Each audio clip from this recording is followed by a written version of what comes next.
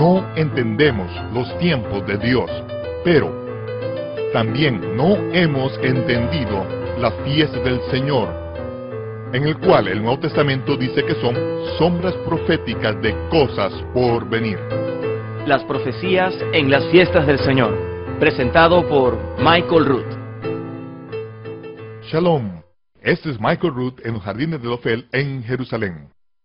En el capítulo 23 del Evangelio de Mateo, leemos que se dio una acalorada confrontación entre los líderes religiosos y Yahshua. Tuvo lugar en la cima de este muro que forma la plataforma del monte del templo. Al final de una seria regañada, Yahshua dijo que la responsabilidad por toda la sangre justa derramada desde Abel hasta Zacarías caería sobre los líderes religiosos de esa generación. Cerró sus protestas con un ultimátum de las palabras proféticas dichas por el rey David 1000 años antes. No me veréis de nuevo hasta que digáis, bendito el que viene en el nombre del Señor. Desde que él prometió que no le veríamos de nuevo hasta que digamos, bendito el que viene en el nombre del Señor, parecería que deberíamos saber el nombre del Señor. El Señor no es un nombre, es un título de nobleza que se le da a cada terrateniente de Inglaterra desde los días del feudalismo. Eso realmente no es lo que el rey David escribió por revelación. Esa declaración profética por parte del Mesías a menudo se pasa por alto, pero la dinámica de la situación es vinculante. Yahshua estaba en el monte del templo durante la fiesta de Sukkot con cientos y tal vez con miles de sus discípulos de la región de Galilea. El propio Yahshua había subido a la fiesta en secreto debido a que los líderes religiosos ya estaban planeando matarlo. Una vez que estuvo sobre la cima del monte del templo, ya estaba relativamente seguro debido al gran número de gente presente. Fue aquí, en el extremo sur del monte del templo, donde estaba el pórtico de Salomón, con sus pórticos al aire libre que ofrecían sombras del sol y una fresca brisa para quienes descansaban y compartían junto las escrituras. Fue aquí donde Yahshua fue acosado por los líderes religiosos que argumentaban tener la autoridad de Moisés. Yahshua expuso su careta y lo denunció en términos muy explícitos. Las versiones griega y española del libro de Mateo pasan por alto este punto completamente, pero el texto antiguo hebreo de Mateo mantiene claramente las palabras originales. Varios padres de la iglesia primitiva reconocen que Mateo escribió su evangelio en hebreo y de acuerdo con el evangelio de Mateo, Yahshua declaró, los sabios y fariseos se sientan en la cátedra de Moisés, es decir, argumentan tener la autoridad de Moisés. Cualquier cosa que él, Moisés, diga, háganlo, pero no hagan de acuerdo con Takanot y Maasim de los fariseos.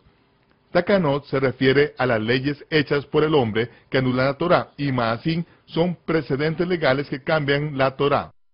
No sigan a los fariseos, porque ellos dicen que siguen a Moisés, pero no hacen lo que Moisés dijo que hicieran. Yahshua luego se dirigió a los fariseos punto por punto sobre cómo ellos estaban anulando la Torá, proponiendo sus propias reglas y regulaciones religiosas.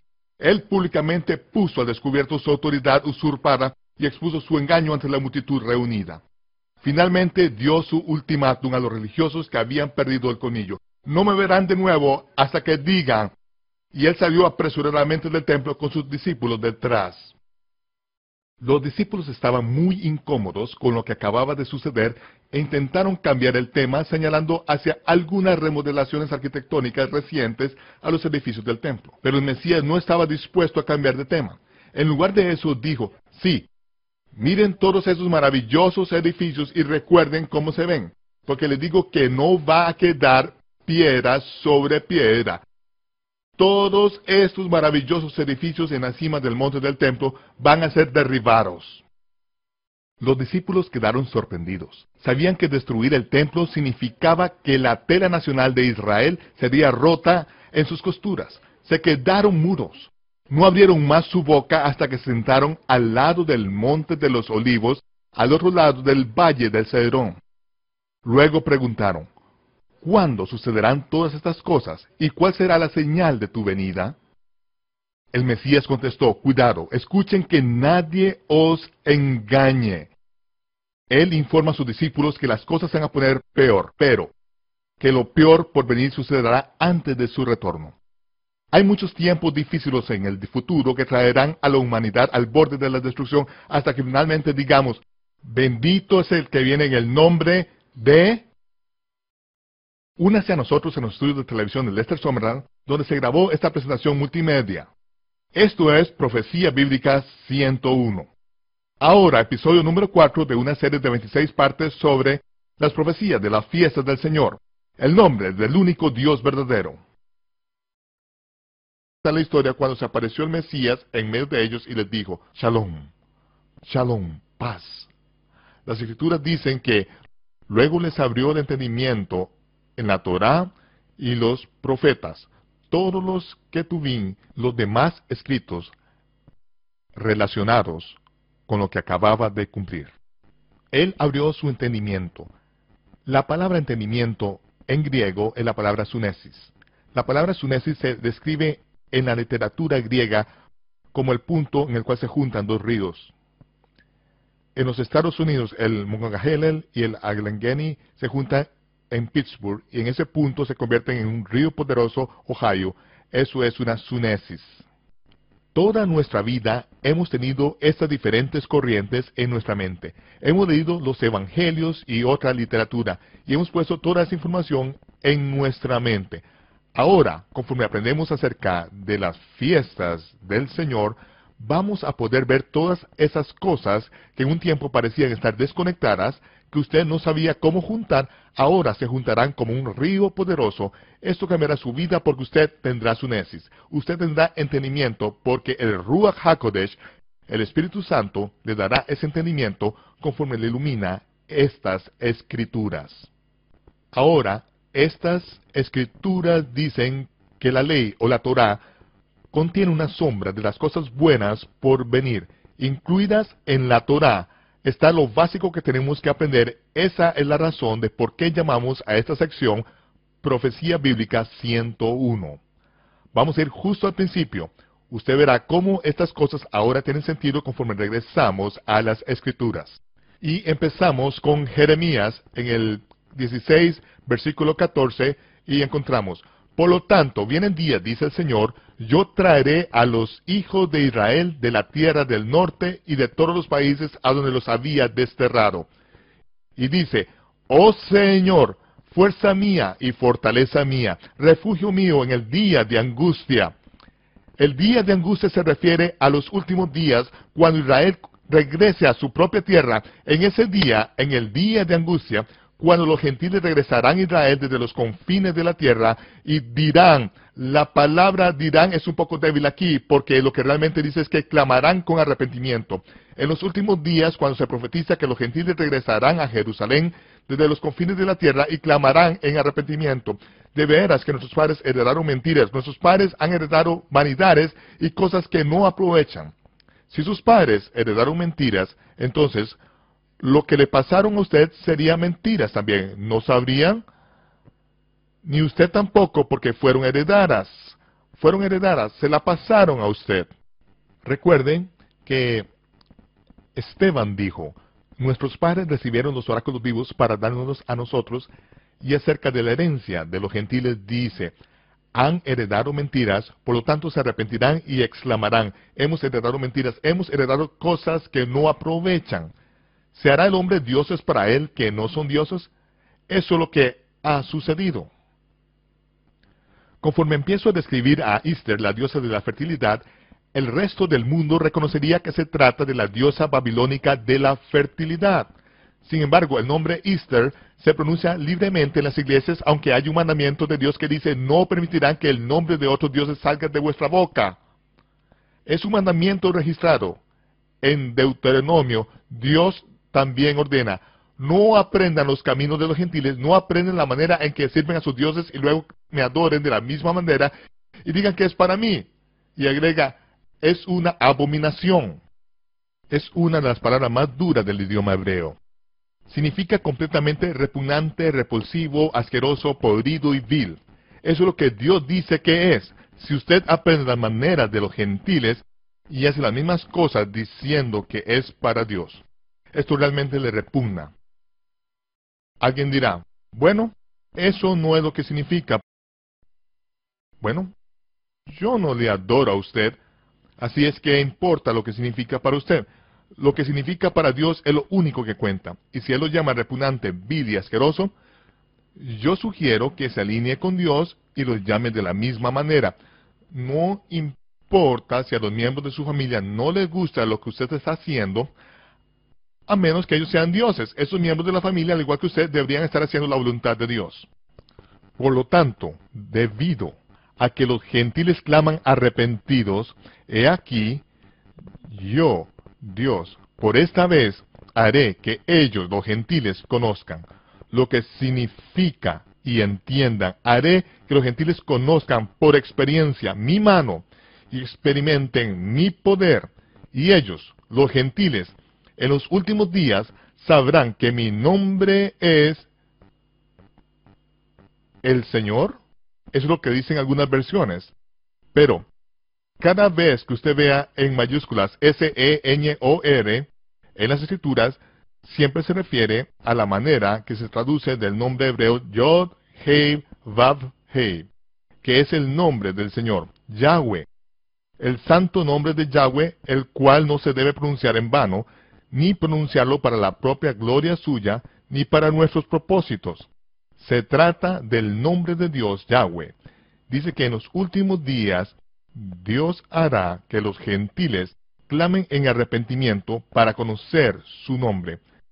El Señor se refiere a un título inglés que se le da a cualquier terrateniente de los últimos 1000 años. Pero Yahweh es el nombre de Dios. Casi 7000 veces aparece el nombre del Señor, Yahweh, en las escrituras hebreas. Pero siguen una tradición judía que enseña que el nombre es demasiado santo para ser pronunciado, los traductores lo sustituyeron por el título indistinto, el Señor, pero en mayúsculas, de modo que supiéramos que cada vez que aparece las mayúsculas S-E-N-O-R o D-I-O-S en hebreo, siempre se refiere el nombre del Señor, el cual es Yahweh. Las letras Yod, Hei, Vav, Hei. Entonces sabemos que si nuestra versión dice, alabe el nombre del Señor, sabemos que lo que dice en hebreo es, alabe el nombre de Yahweh. Usted dirá, ok, bendeceré su nombre, pero ¿cómo se llama el Señor? El hebreo lo dice que es, bendiga el nombre de Yahweh. Aparece casi 7000 veces en las Escrituras, y sin embargo no se nos ha enseñado su nombre. Necesitamos es arrepentirnos. Hemos heredado algunas mentiras, hemos heredado cosas que no aprovechan. Dios dice que si nos arrepentimos, y eso es todo lo que puede hacer cuando uno ha heredado mentiras. Uno no se puede golpear la cabeza toda la vida, uno simplemente tiene que decir, ok, lo admito, he heredado algunas mentiras, quiero conocer la verdad, he recibido el amor de la verdad y no puedo tener suficiente. Deme más, obedeceré a todo lo que me enseñes. Personalmente creo que usted obtendrá tanta verdad en la medida que obedezca. En el momento en que se transija y ya no se obedezca más, ya no necesita más verdad. Siempre estará aprendiendo, pero sin poder llegar al conocimiento de la verdad. Usted puede pasar toda la vida aprendiendo sin ningún provecho. Lo que queremos es que siga la obediencia.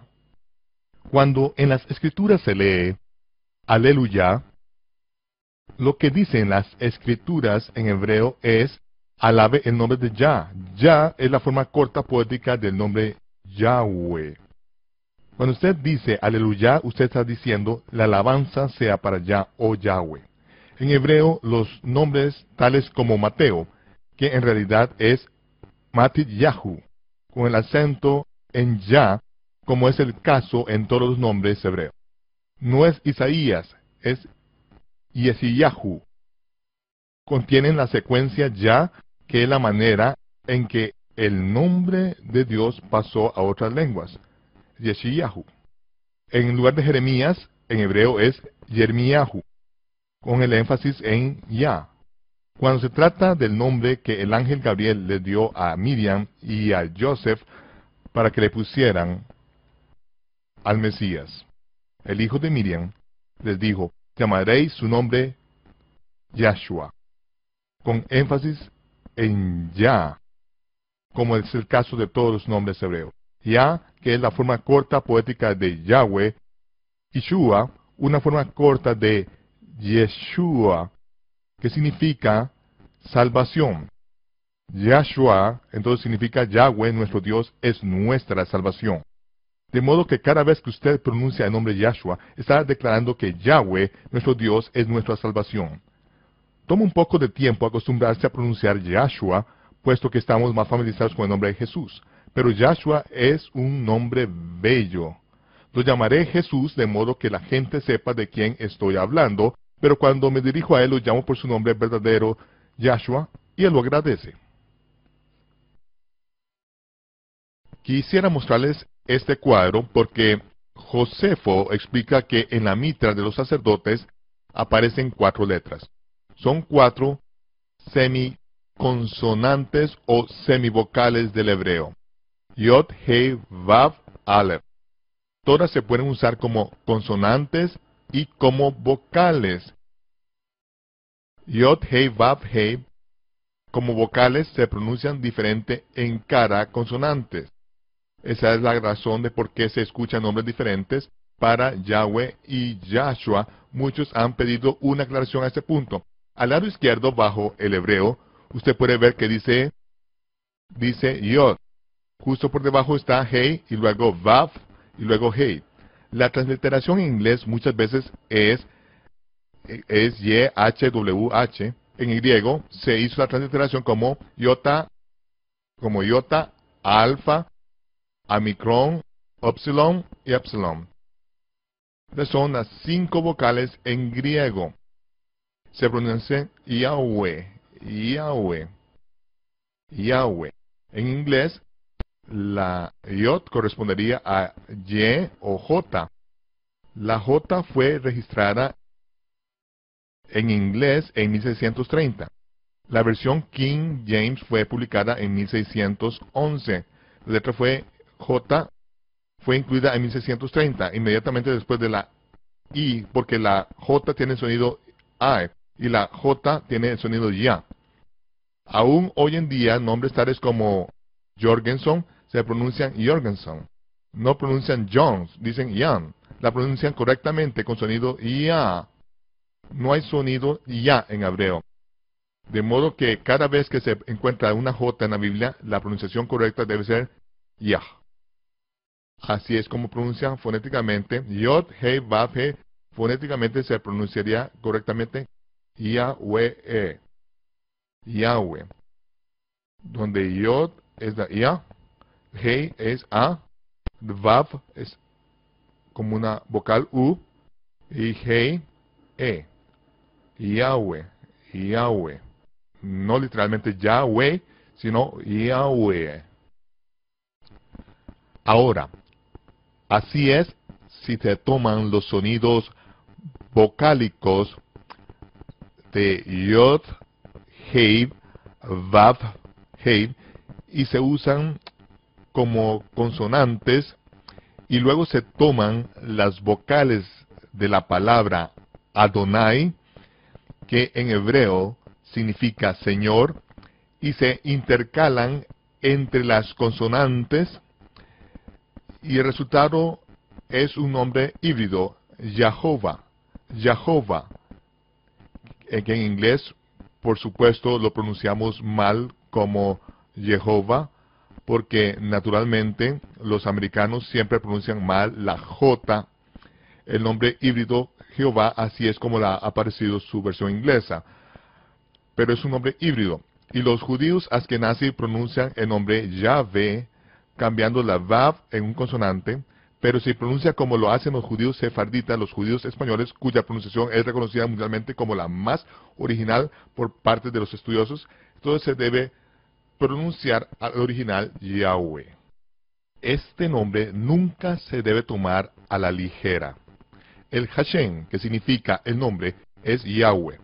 El nombre del Mesías es Yahshua, con la Vav suave, Yahushua o Joshua. En griego es Iota, Eta, Sigma, Omicron, Iota, Yahshua, que luego pasó al español como Jesús, lo cual significa un gran cambio desde el nombre original verdadero.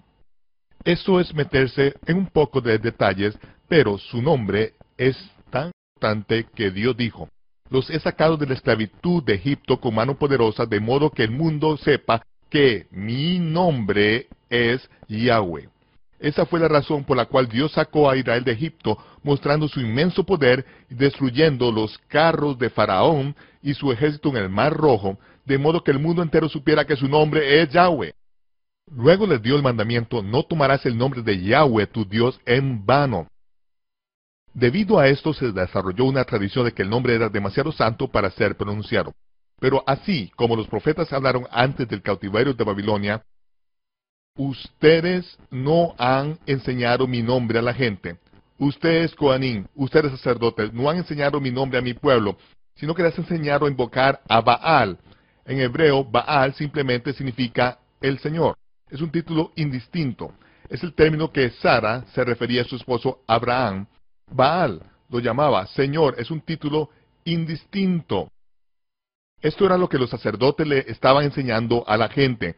Tenían que invocar el nombre del Señor en lugar de invocar el nombre de Yahweh. Dios dijo: si aún rehúsan enseñar mi nombre, Yahweh, entonces cuando regresen del cautiverio, destruiré la nación. Esa fue la razón de por qué Israel fue destruida como nación en el año 70 de nuestra era, porque rehusaron hacerlo. ¿Recuerdan lo que dijo el Mesías?